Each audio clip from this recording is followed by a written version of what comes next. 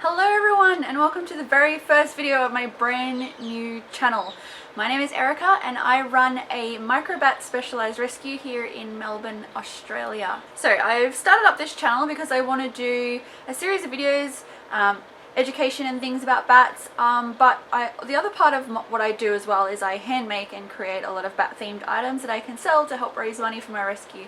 So I also wanted to create like a vloggy side of the channel that I can use to kind of show you what I do with creating and going to markets and things like that. So I thought it'd be really fun to bring you along. I like watching those kind of videos on YouTube, so I hope you will join me and have fun with my adventures that I get up to on this channel. So thank you so much for stopping by. Don't forget to like this video and subscribe, it'll really help me out, and enjoy!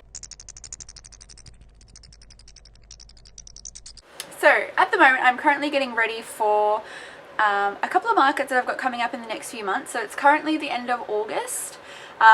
The 1st of September I will be at Elysium nightclub, which is a non-traditional market if you will. But I love it. It's one of my favourite markets to go to, if you like. It's a goth club in Northcote and it's so much fun. It's a really late night but just the most wonderful people, so I really enjoy that. So that's the first one coming up. Then the 1st of October I have another market in Geelong, and then the first weekend in October I have the Dark Moon Fair, which is going to be really exciting. For those not in Melbourne, Dark Moon Fair is a kind of recently started kind of goth, witchy, handmade market, and it's just absolutely phenomenal. So if you haven't checked it out, go look them up on Instagram because they're amazing. So what I have to do is I have to get ready for those markets. Now the main thing that I sell at my market stall is plushies. So if I grab one, it's these little guys. So little bat plushies. You may have seen this pattern before. It is a pretty well used pattern around. It's by an artist called BZ Art. You can look her up on Instagram, Etsy, Facebook, all the sites you go to. I have purchased her pattern and used that, but I have modified it slightly so it's not the exact same pattern, and I make it a scooch bit bigger than the standard size that she releases it at. But these are the plushies, and they're super adorable, and the way I kind of do it is I sell them as an adopt-a-bat. So I print out certificates as well for species of bats that you find in Melbourne, and then when you buy a plushie you get an adoption certificate. I will get one for you to see. So these are little adoption certificates. This one's for a little forest bat, so you get that when you purchase your plushie, just to kind of show that you've helped out a little bat in need, and that you're not just buying a stuffed toy, you're also buying something that's going to help. So that's what I do with them. So I have a lot of plushies to make. I've got my pre-cut fabric here. I'll just show you. So I've pre-cut I use velvet, Galena velvet for my plushies. Just something a little bit different. So I've got that pre-cut. What I'm going through now is just taking these and outlining my pattern on there. Once I finish outlining, I will cut them out. So that's what I'm going to do. I'm just going to speed this up.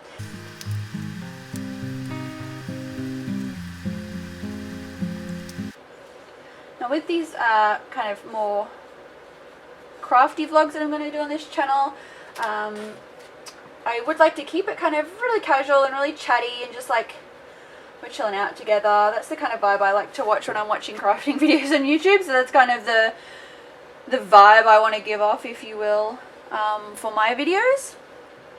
So that's what we're going to aim for. So if that's something you like, please stick around and engage in the comments below, because I would love to chat with you guys in the comments about any questions you have, whether it's bat related or craft related. I will do my best. I am not a professional seamstress by any stretch of the imagination. I have been self-taught with the help of YouTube, so my methods are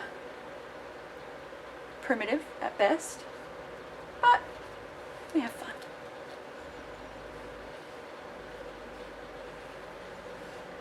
So what I'm using just to trace out here is just some chalk markers. These are just ones I got from Kmart. It's not going to focus, that's right. just little cheap ones from Kmart, but they just make tracing out the pattern pieces a lot easier on darker fabrics.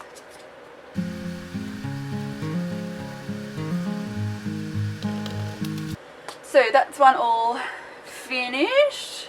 You can see the pattern pieces there, and then I'll cut that out a bit later. I've got a big pile here to get through. I'm hoping to have, what are we looking at? About 140 plushies made by the time Dark Moon Fair rolls around. So some of them will be sold at Elysium, some will be sold in Geelong. But by the time this 7th of October rolls around, I'm hoping to have at least 140 done. I have 40 made already, so I've just got another 100 to go. Easy, super easy. What could go wrong?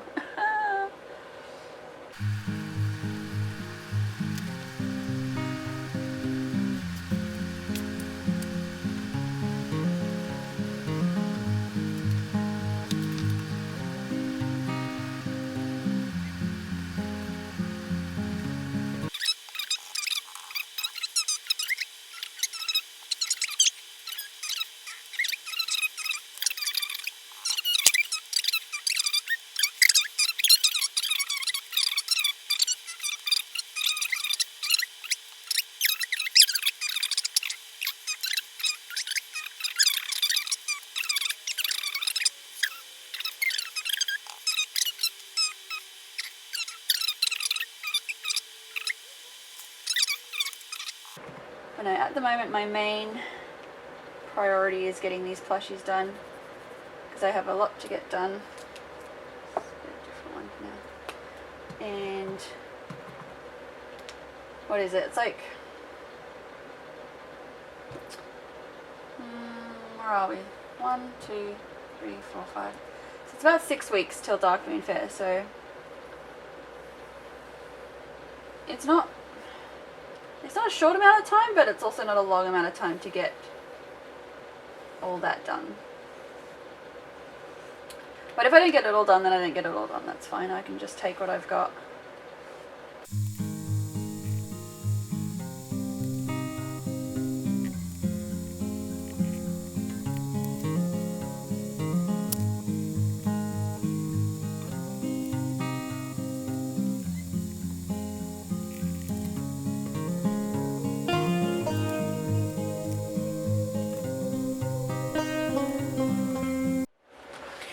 Okay, so I have all my material patterns drawn out.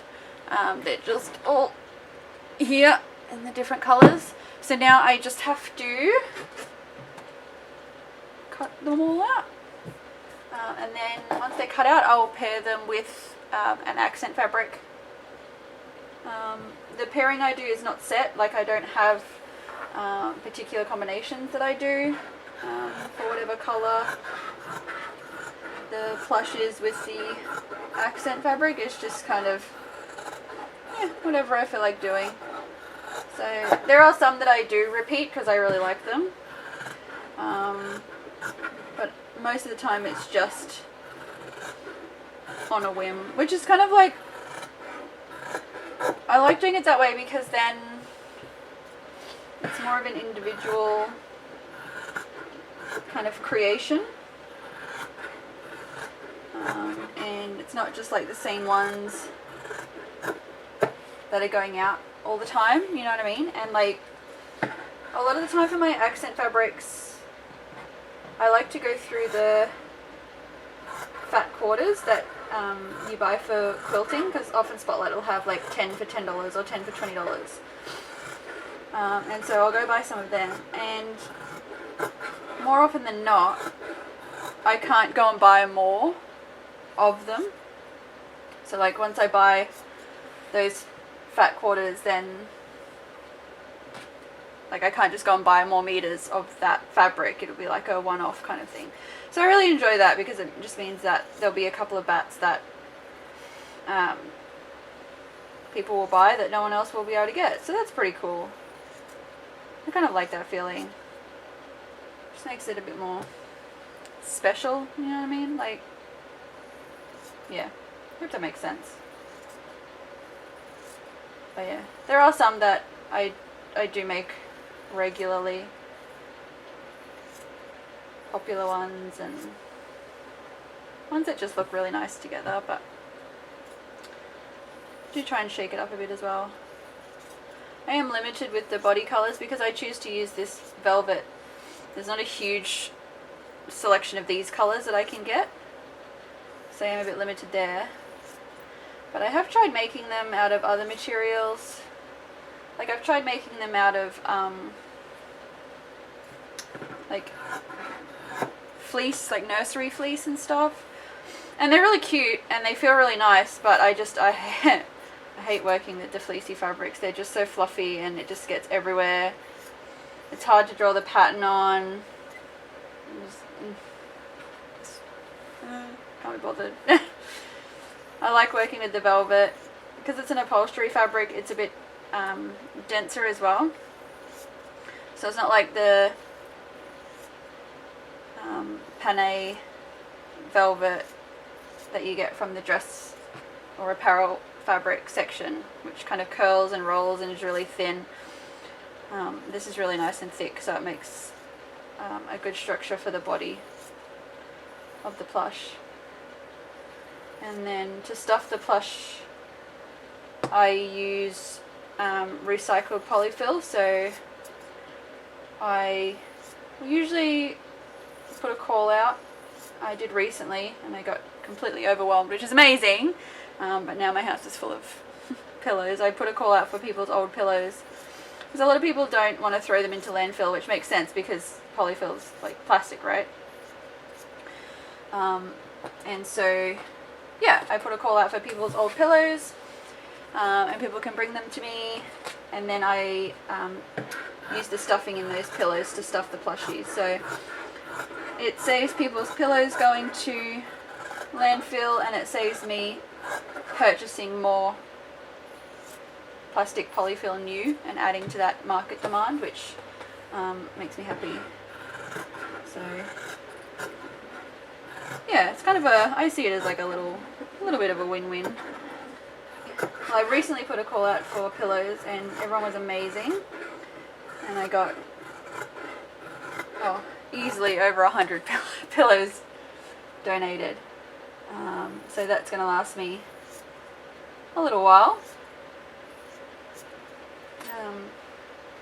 Having said that, what do I reckon? If I had to guess, I would probably say I can stuff maybe 8 to 10 plushies with one standard pillow, because I like to really stuff the plushies. I like them to be like not hard but firm, because I don't know, to me there's nothing sadder than like a limp plush. It just kind of falls over, and I want something that's got a bit of heft to it. I don't want it to be thick, you know? So I do use quite a lot of the stuffing per plush, but I just think it looks and feels a lot nicer when I do it that way. So I don't weight my plushes. I've thought about it. I don't want to buy something like weighted beads because they're plastic, and I want to avoid that. I did think about using something like rice or wheat, but then I was worried about it deteriorating or smelling or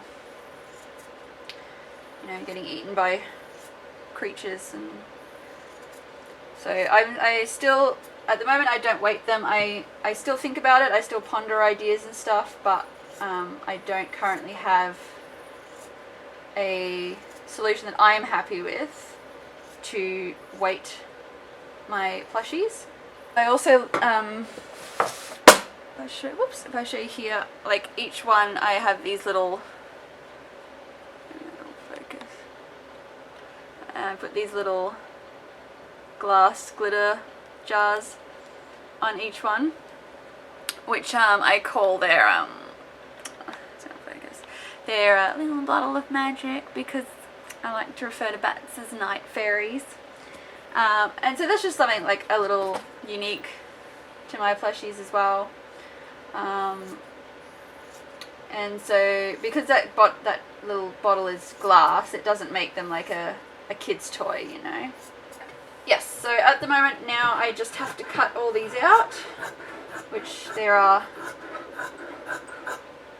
so many. So that will take me a hot minute.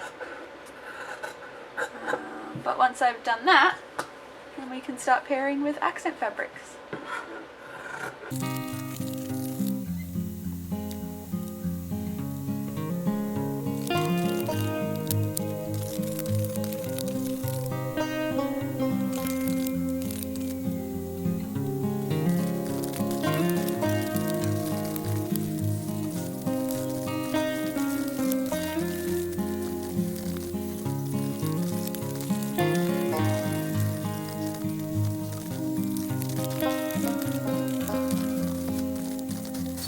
Okay, so I've just finished cutting up most of the fabric for the plushies. I haven't cut it all up because it was just too much and I didn't want to do any more. But I've got over 40 little plush bodies here, so that will do me for a little bit.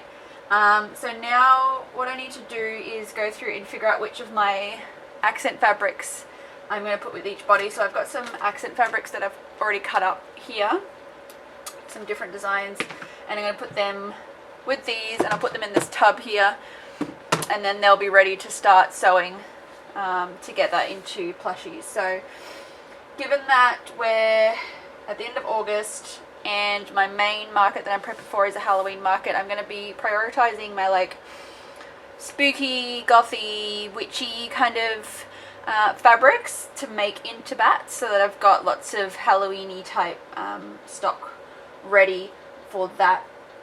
But it won't just be that either. I like to still keep a good mix in, just in case people want something a bit different, and all that type of stuff. So that's what I'm going to do now. So we're just going to pair our accents with our main bodies. So our accents, we've got a whole range of things. This one's really cute, little spider webs. And I'm just going to put him with a grey body and in the tub, and that's ready to start sewing.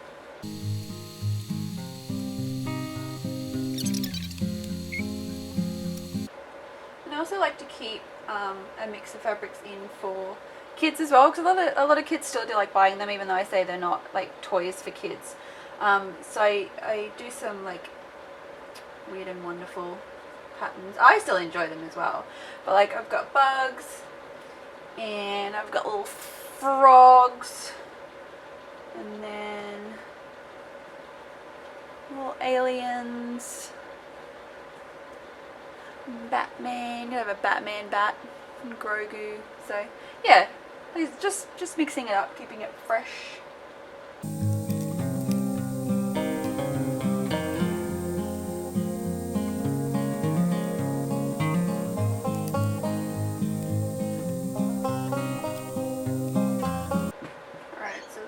Pair out of them. I need to, some of these need different colours, they're not going to go with the colours that I've got here, that's fine. I'll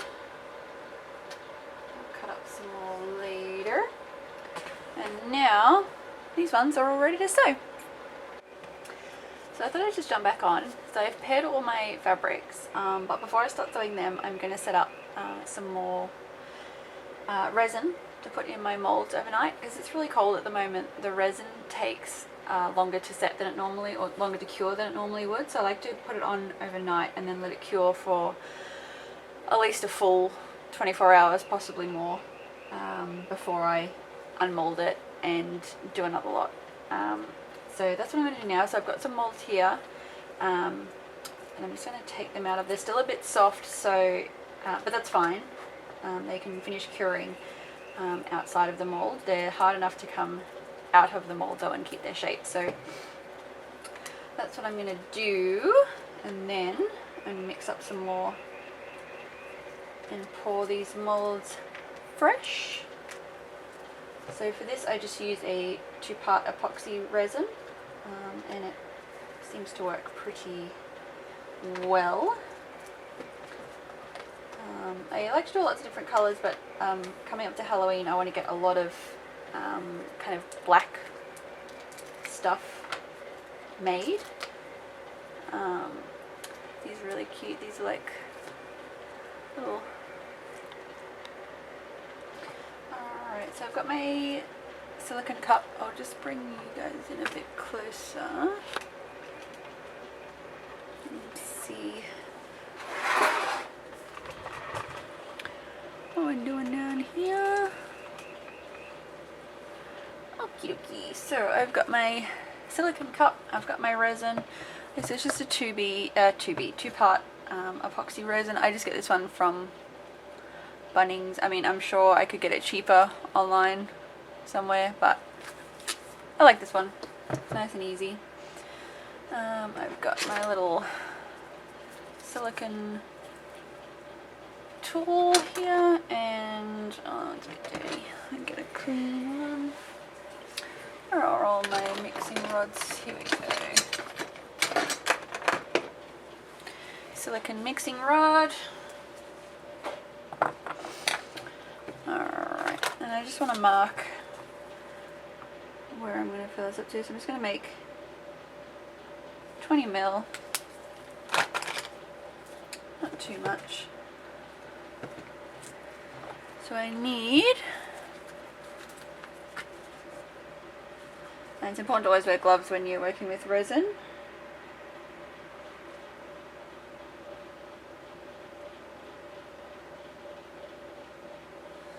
So it's 10 ml of the resin.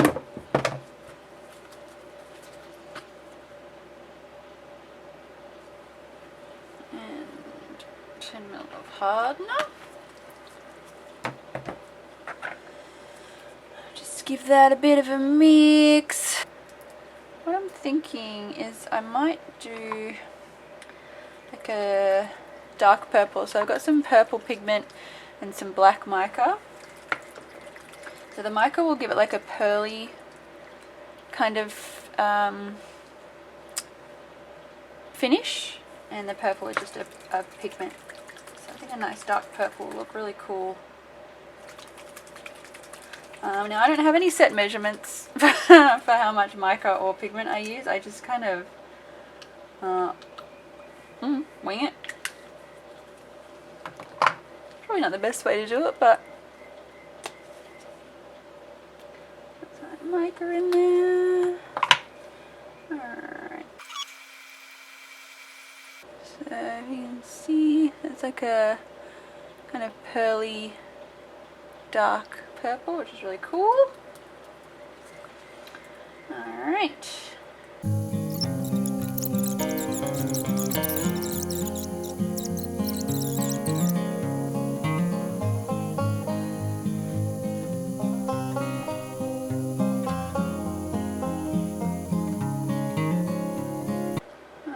This first one's done. Next I want to do is this mold which makes these little wings. See them? They're super cute, and they're really popular as well. So I've pretty much sold out of all of them, so I want to make sure, like, I'm not going to have enough resin to fill every mold that I've got here, which is fine. I just want to make sure that I fill the ones that I need, because like these molds I do actually have quite a few already made with that, so I'm not too fussed if I don't get them done, but things like the wings I definitely need to get done because I just don't have any more. So just kind of prioritizing which molds I fill up first, and then just kind of fill up until I run out.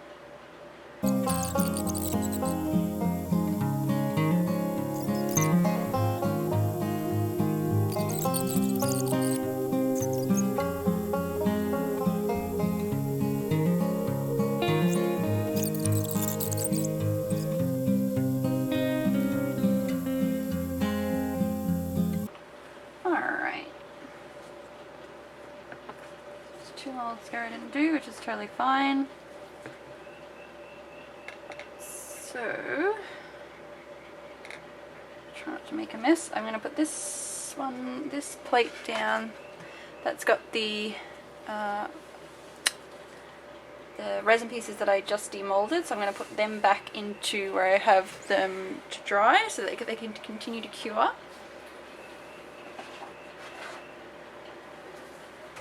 Whoops. Now these ones, I'm just going to take my little mini blowtorch and I'm just going to pop any surface bubbles that have come through. So any bubbles that have kind of come as it's been poured will work their way to the top. And then this will help just pop them all and give it a nice smooth surface on the back there.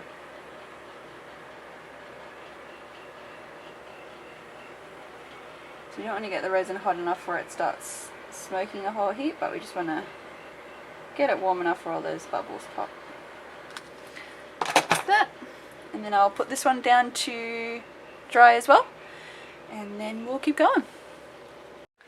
Okay, so before we go back to crafting, I thought I'd bring you over here. This is where the bats that I look after are, in these little incubators here.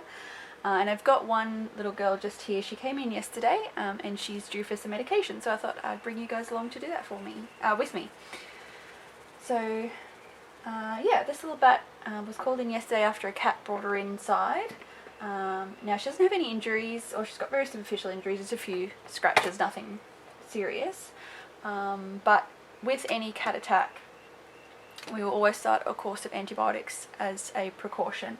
Cat mouths and claws contain a lot of bacteria that can be really harmful to our wildlife, and they can start infections that the wildlife just can't deal with, even if there's no obvious wounds that we can see. So the antibiotics is really just precautionary, just to make sure that we can get on top of any infection that might set in, even though we can't see it. I have had bats die in the past from things like toxoplasmosis infection, and it's absolutely awful to watch, so we just want to do everything we can to avoid that. So this is our little girl here. Can you see her? A bit shy, still getting used to everything. See if I can get it to focus on her. She's a beautiful little Gould's wattled bat. Very common, especially around Victoria. They're all over the country, but we seem to get a lot of them down here. She's a beautiful little girl. She's fully grown, she's an adult. She'll get a little bit bigger as she gets older, but that's pretty much as big as she's going to be. And I've just got her antibiotics here. So these antibiotics have been diluted quite a bit, and she will get 0.05 of a mil because she's so little. I just wanted to pop in audio just as a little disclaimer that I am a trained and vaccinated wildlife carer, specifically trained in microbats, and under no circumstances should anyone handle a wild bat if they find one. You should always call your local wildlife rescue service and ask for their advice first, just as a safety precaution for yourself and a safety precaution for the little bat.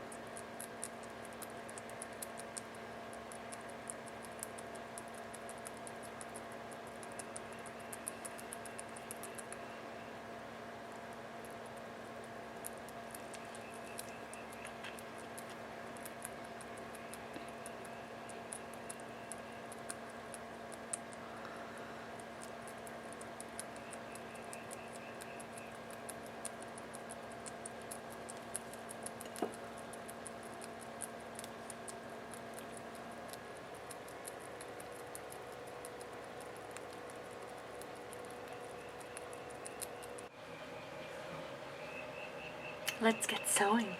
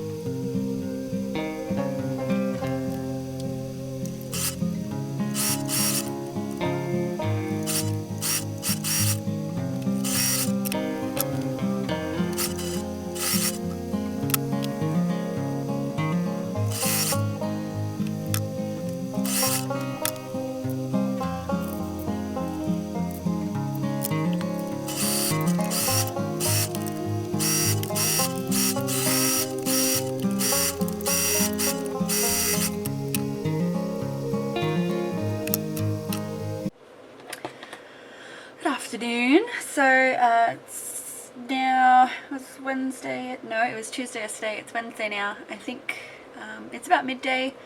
I think I'm just going to get straight in, sew some more plushies.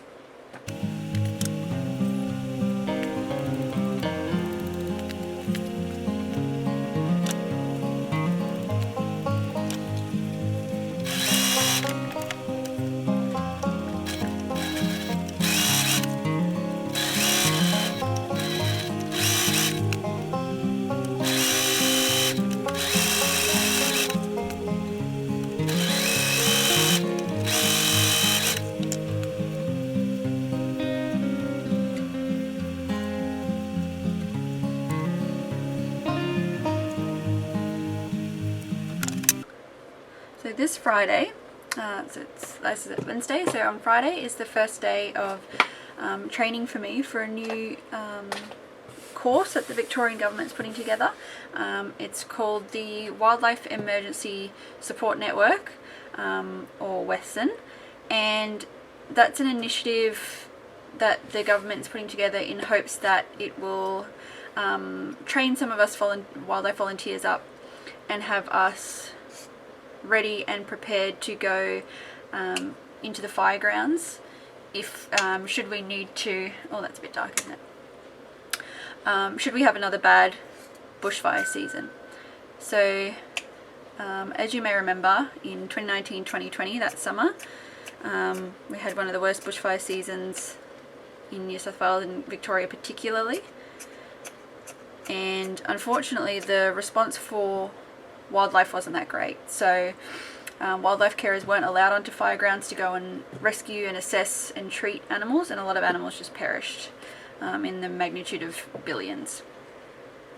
So now the government has decided to work with volunteers in some capacity to have us trained up so that we can safely enter the fire grounds and perform those roles, because it wasn't only us as wildlife people who were upset, you know, the general public was upset that nothing was happening for the wildlife. So it's good that the government's getting on board. So this Friday and next Friday are 2 days of training that I am attending to be a part of that, which is really cool. I'm really excited. I'm excited that the government's, you know, trying to do something about it, and that it's involving volunteers, it's involving wildlife people. So hopefully that'll be really cool. We are just at the end of winter now, and we are expecting this summer to be really bad again. We've been really lucky with a couple of years of really mild summers, not big bushfire seasons, but this year with the cycles of La Nina, which is the wet season here, finished, and us dipping back into El Nino, which is dry season, and water temperatures being really warm, all the predictions are pointing to a really bad summer. So it'll be good for us to get trained up so that if there is a requirement for a big effort to go out and assist wildlife in fire grounds, that we are there and able. And it's kind of another motivator for me to kind of start this channel and to really go deep into this kind of small business idea, because in order for me to be able to be a part of this response effectively, you know, I essentially need to drop everything and go to a fire. You know, fires don't book times that they're going to be, and with a full-time job it's really hard to just kind of call up and go, I'm not going to be able to come in for a week actually, I hope that's okay, bye. So if, you know, I can get this small business up and running and get this YouTube channel up and running and actually make a livable wage off that, it means that I can be available for those kind of things. That if, you know, if there is a fire, and, you know, say it is out, you know, way east, you know, past Gippsland, out Malakuta way again, or it's really far west, it's going to be a couple of hours drive, I can put my hand up and say, you know what, I am in a position where I can drop everything and go out there for a week or two and help. So that's another motivator for me to start this channel and hopefully get a bit of traction with it and monetize it, so that I can be available should then be a need for a request for sudden and urgent, you know, wildlife volunteers to help in situations like that. So we're always, fingers crossed, hoping for the best, but always preparing for the worst. And so coming into summer, we're all holding our breaths a little bit, but at least we'll be prepared if we need to be. So I'm excited for that.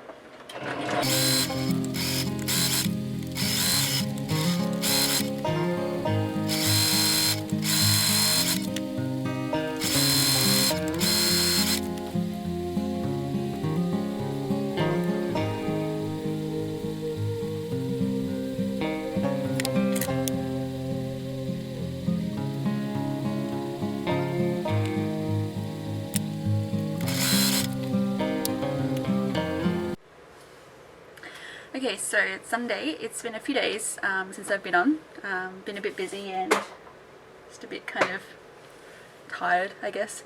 I haven't got too much done as far as sewing is concerned. Thursday night I released 7 bats back to the wild that had finished their recovery, so that was really good. And then last night we had a really complicated flying fox rescue.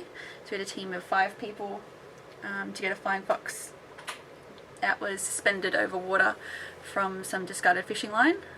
So she's getting vet checked today, and she's with another carer, so fingers crossed for her because she is not in a good way. So hopefully she can recover from her injuries, but we just have to wait and see at the moment. So I'm just waiting on some updates from her. She's at the vet at the moment.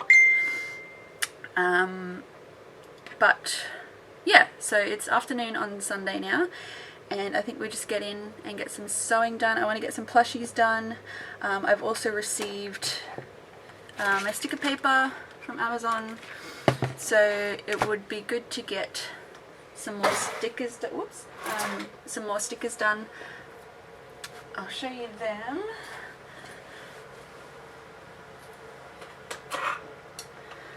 So these are just the stickers that I've got. They're just little designs that I made. The different little bat species, so just little waterproof stickers that I can sell at markets.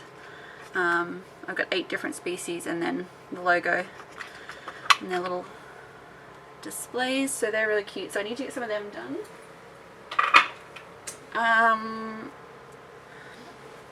There was something else I wanted to get done,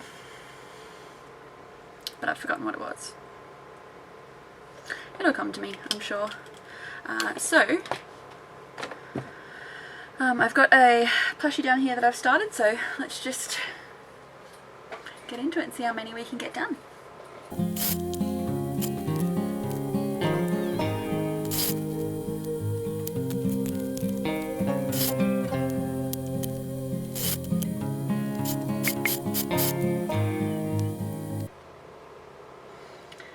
Okay, we just got word about the little bat. The vets are happy to send her home, which is amazing. We're a bit worried she's got some really bad damage under her tongue. But by the looks of things, it's all soft tissue, and the vets are happy for her to go home and see if she can recover. So we're not out of the woods, but it's a good step in the right direction. So she'll go home with her carer now, and she'll be monitored very closely. But it's always hard with mouth damage because the mouth is such a wet environment, and you know, it's eating, so there's just a lot of stuff infiltrating wounds, and you can't keep it clean and dry and put dressings on it and stuff, so it can make recovery difficult. But in saying that as well, the mouth is an area that heals really, really quickly because of all those factors. So yeah, we just have to wait and see how she goes over the next couple of days, but that's really good news. So okay, so I'm back and I'm just getting ready to print some stickers and cut them out. So I'm just bringing up my file in Design Space. So this one is letter size, it's not A4. And I'm going to print, because I want these to be kind of durable, I've got these adhesive laminating sheets to put over them as well. 2, 3, 4, 5, 6. I've got 6 left, so I can do 6. The stickers printing out, they're so cute. Alright, so it's printed out. So that one's not on there yet, that's sticky.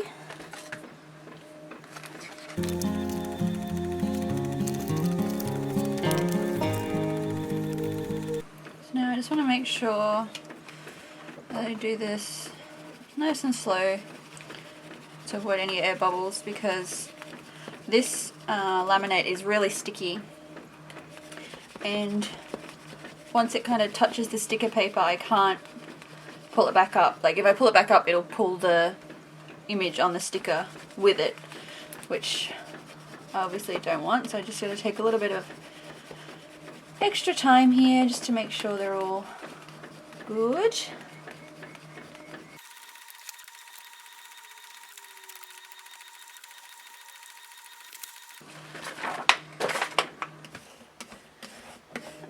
Alright, that's all done. So then I'll just, oh gosh, that's not my cutting mat.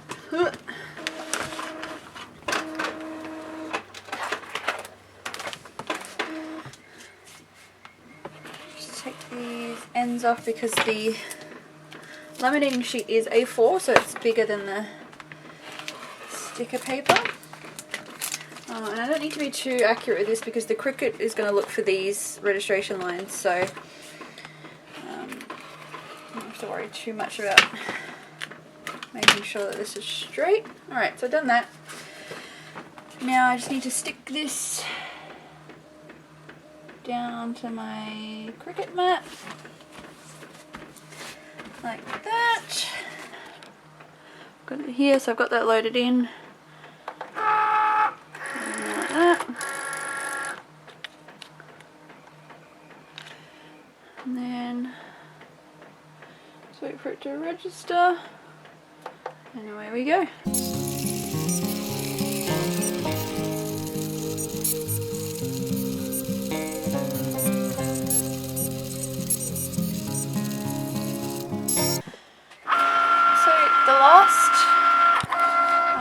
Sticker paper that I had, that I was using, I found that I was laminating it because I found that the picture would kind of scratch off. That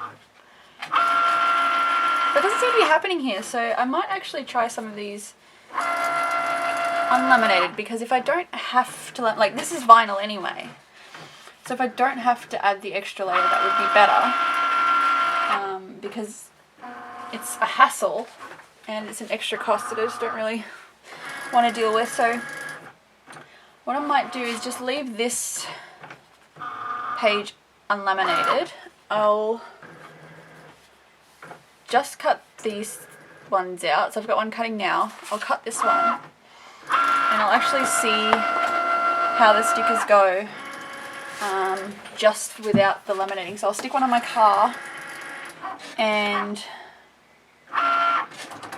I'll stick one somewhere else that's going to get a lot of use, just because I want to see, and if they survive fine, then there's no point in me laminating them, which would make my life just so much easier. So yeah, that's exciting. That's exciting. I like that. So the other thing I want to do tonight is work on some more pins. So these are my current pins on their little display, so you can see it's just the same designs as the stickers, but I have 8 designs, and like I've done with the stickers, I want to do one more pin that's just my logo. So yeah, I've got them, I've already shrunk them down, and I'm just going to put some UV resin on them. Okay, so I've got my badges that I want to cover in UV resin, so you can see, hopefully, yeah, it's just my little logo. A little bigger than what I wanted, but it's okay. It'll be fine. They're about the size for like a mirror back pin, so that's fine. I've got my UV lamp here that I use for curing the UV resin. I like doing these with the UV resin just because I can cure it so quickly, and there's no risk that the resin's going to kind of spill over and settle. I can harden it and make sure that it stays on the actual pin itself. The only downfall with UV resin is that it smells so bad. It's so bad as it cures. So I've got my respirator here as well that I use when I do UV resin stuff, and I've got my rubber backs and my pin backs here to use. So I've got 9 pins here to do. I've got my little silicone spready tool thingy. These bits of card I like as just like little transporters, and I put the, yeah, you know what I mean. So I'll just do them in groups of 3, so that while one's curing I can be making another. Get on with the respirator and let's do this.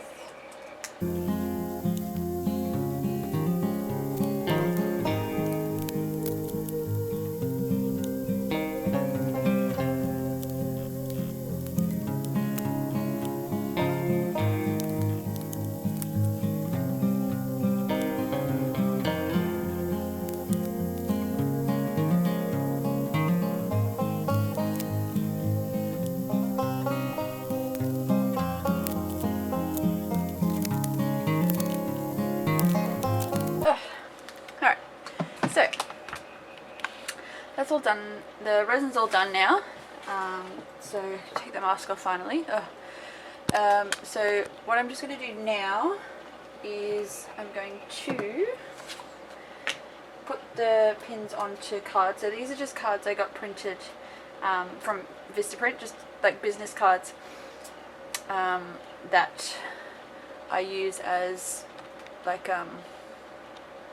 my earring and pin display. So see the 2 black marks that get printed here, that's so I know where to punch holes for earrings, but I use these for pins as well. I just don't punch the hole there for pins, I punch it in the middle.